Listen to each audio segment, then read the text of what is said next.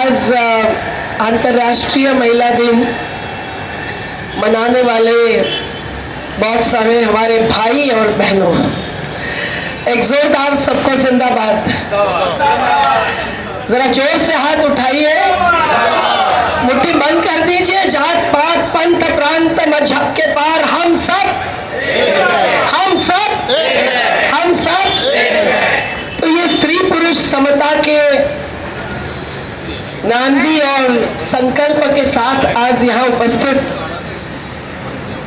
यहाँ के आयोजक, सभी मिलजुल कर काम करने वाले साथी, कार्यकर्ता और कार्यकर्ती, यहाँ उपस्थित विशेष अतिथि इंदु भारती जी, आम आदमी पार्टी के रवि श्रीवास्तव जी, हसमुख काका जो घाटकोपर से आए हैं, केरल से आए हुए हमारे युवा साथी सालसाबिल नाम की एक वैकल्पिक शिक्षा प्रणाली को उजागर करने वाले इस शाला से आज हमारे बीच स्वयंसेवक बनकर आए हैं। गिरी भाई, हुसैन मास्टर, साइनवा जी भी उनके साथ आई हैं और जिनके कारण आज ये माहौल है कि अलग अलग व्यवसायों के, अलग अलग तबकों के इस नई मुंबई के लोग एकत्रित आकर न केवल ये दिन मना रहे हैं पर महिलाओं को आर्थिक, सामाजिक और राजनीतिक अधिकार देने का संकल्प ले रहे हैं।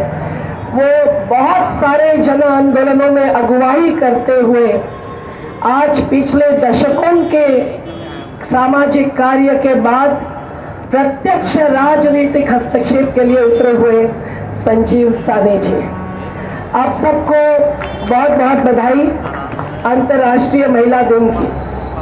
आपल्या सर्वांना माहितीच आहे की 8 मार्च 1908 हा तो दिवस होता ज्यावेळेला न्यूयॉर्क मध्ये महिलांनी आपल्या काम आणि कष्टाची खरी पावती मागितली।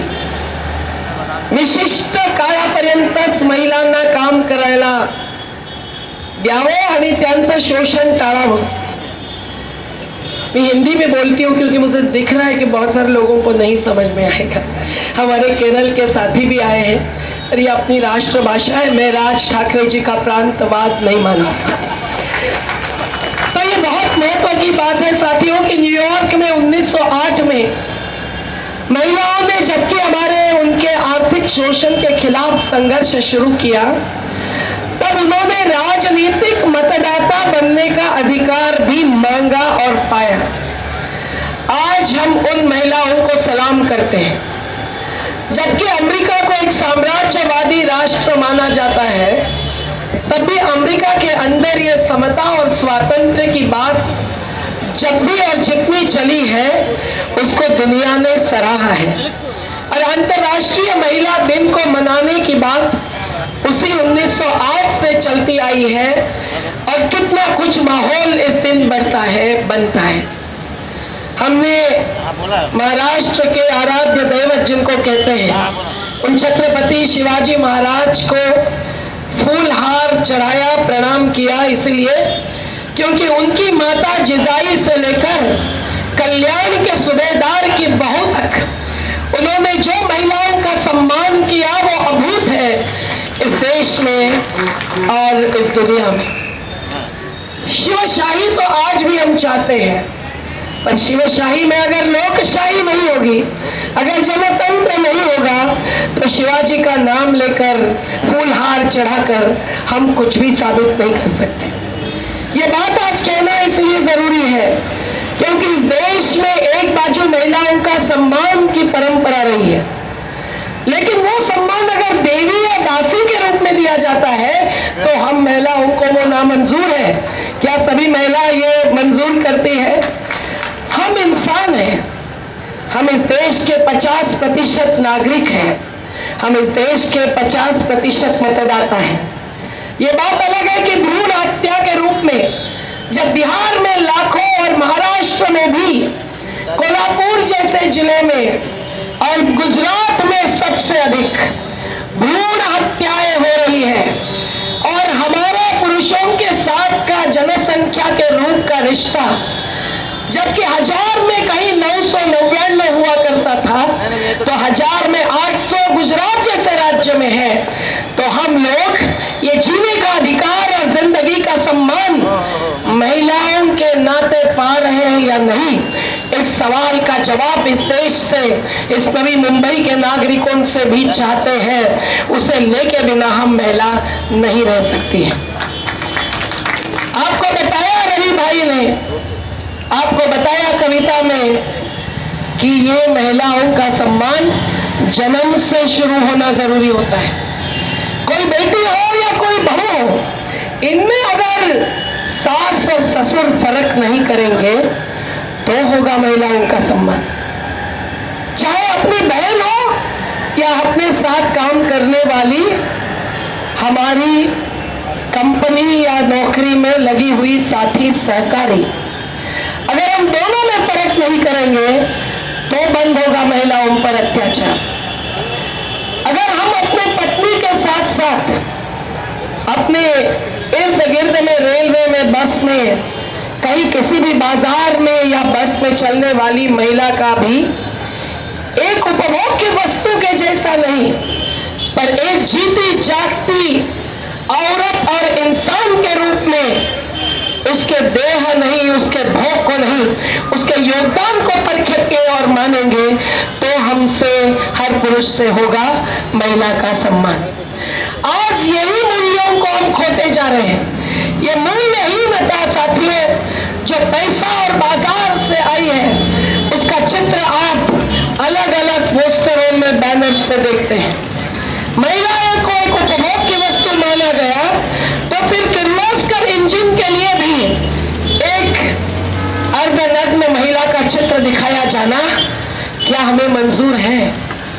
महिला अगर बाजार के लिए, मैंने भांडुप की बस्तियों में घूमते घूमते देखा कि अपना देह का विक्रय करने के लिए मजबूर है, तो उनकी बेटियां जो अभी ग्रेजुएट्स हो चुकी है, उनके लिए भी शासन का ध्यान न होना, आज भी उनको मजबूरी से जिस धंधे में, उद्योग में लाया गया, उससे निकलने के लिए कोई रास्ता समाज या शासनकर्ताओं से बनाने की कोशिश नहीं होना, क्या ये महिलाओं के सम्मान का प्रतीक है?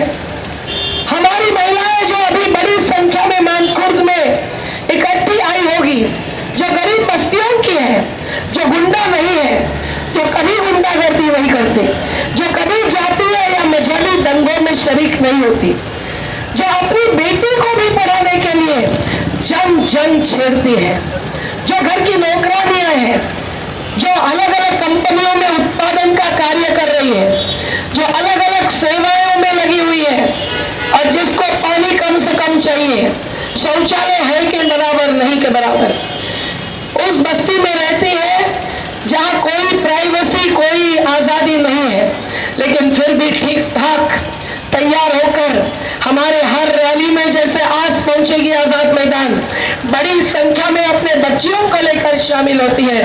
मुझे लगता है वही इस देश की महिला शक्ति का प्रतीक है। ऐसी मेहनतकश महिला जिन जिन तबकों में है, उन महिलाओं में ऊर्जा कितनी है ये देखना है तो चलो मेरे साथ मानखुर्द में, जहां अभी अगला कार्यक्रम है। लेकिन मैं उन महिलाओं का भी सम्मान करती हूँ, उनका अभिनंदन करती हूँ कि जो अन्य वर्गों में होते हुए, सुस्थिति में होते हुए अपने देश का सोचती है और घर से बाहर निकलती है। केवल गरीबों की आजादी की बात नहीं, आज अलग अलग तबकों में और वर्गों में बिखरी हुई महिलाएं, अगर उनकी स्थिति देखें तो बड़े बड़े धनिक लोगों की महिलाएं जो घुसमट भुगतती हैं, उसकी तुलना गरीबों की महिलाओं की आजादी से भी नहीं हो सकती। आप समझिए, यहाँ महिला पुलिस बैठी हुई है, उनको देखकर मुझे याद आया कि जब मेरे साथ मध्य प्रदेश में एक छोटे से कमरे में सर्किट हाउस के 7 महिला पुलिसों को गिरफ्तार रखा था, मैं देखती थी उनकी हालात। कोई बच्चों को अपना दूध पिलाने वाली माँ थी, कोई अपने भाई के बदौलत जीने वाली, किसी पत्नी ने छोटी हुई अकेली छोड़ दी हुई अकेली महिला थी, कोई बहू थी जिसको पति बार बार तार कर पूछता था कि क्या तुम दिन भर घूमने फिरने तो नहीं जाती?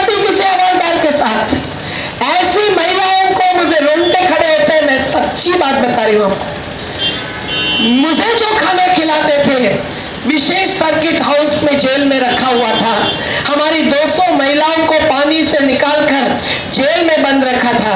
मैं वहां भी उपवास करती थी। मैंने महिला पुरुषों के लिए, महिला पुलिसों के लिए उपवास किया, ये कहते हुए कि उनको हमारे साथ खाना क्यों नहीं खिलाते। ऐसे गेस्ट हाउस में जहां उनको भोजन के लिए भत्ता भी मिले तो भोजन नहीं मिल सकता था। ऐसी स्थिति में 48 घंटे की नौकरी करने के लिए महिला पुलिसों को मजबूर किया गया था। साथियों, हर तबके में घुसपैठ है, हर तबके में शोषण है। आज हमारी महिलाएं बैंक में पहुंच गई, केवल नर्सिंग तक सीमित नहीं हुई। इसके लिए हम शुक्रगुजार रहेंगे शिक्षा देने वाले समाज के प्रति। लेकिन आज उन्हीं बैंकों में, LIC में, अलग अलग कंपनियों में अगर बेरोजगारी छाई जाती है, देश और दुनिया की आर्थिक मंदी के कारण रोजगार पर, नौकरियों पर कुल्हाड़ गिरती है, या इस देश के भ्रष्ट शासनकर्ताओं के कारण लार्सन एंड टुब्रो से लेकर कपड़ा मिलों तक की जमीनें बेची जाती है, तो पहली कुल्हाड़ी उसमें काम करने वाले महिला कर्मचारी और अधिकारियों पर चलती है।